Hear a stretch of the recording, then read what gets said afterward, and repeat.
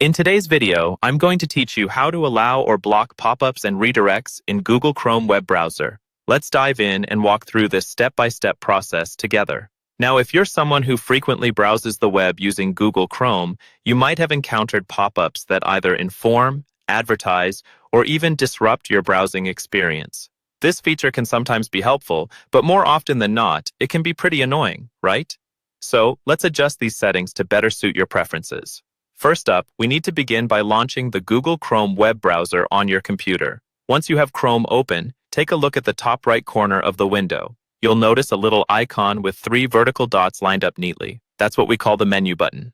By clicking this menu button, you'll see a drop-down menu revealing a variety of options. One of those options will be labeled Settings. Go ahead and give that a click.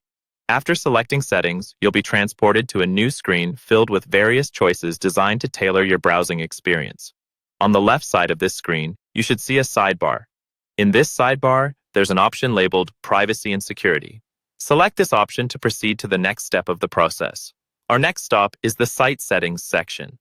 By clicking here, you'll be delving deeper into more specific browser options that govern how websites interact with your Chrome browser.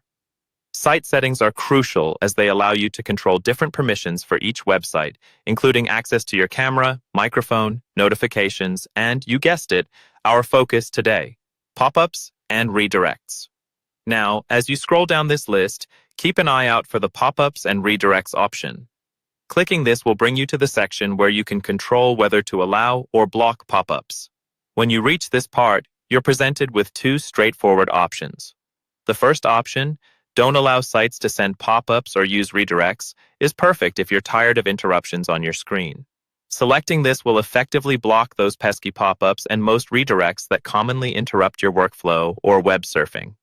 The second option, on the other hand, Sites can send pop-ups and use redirects, is for those instances where having pop-ups might be beneficial, like certain online tools or websites that require this feature to function correctly. And there you have it, folks, a simple and straightforward guide to managing pop-ups and redirects in the Google Chrome browser. Whether you choose to allow them or not, knowing how to control this aspect of your web experience can be incredibly empowering. Thanks for watching and happy browsing.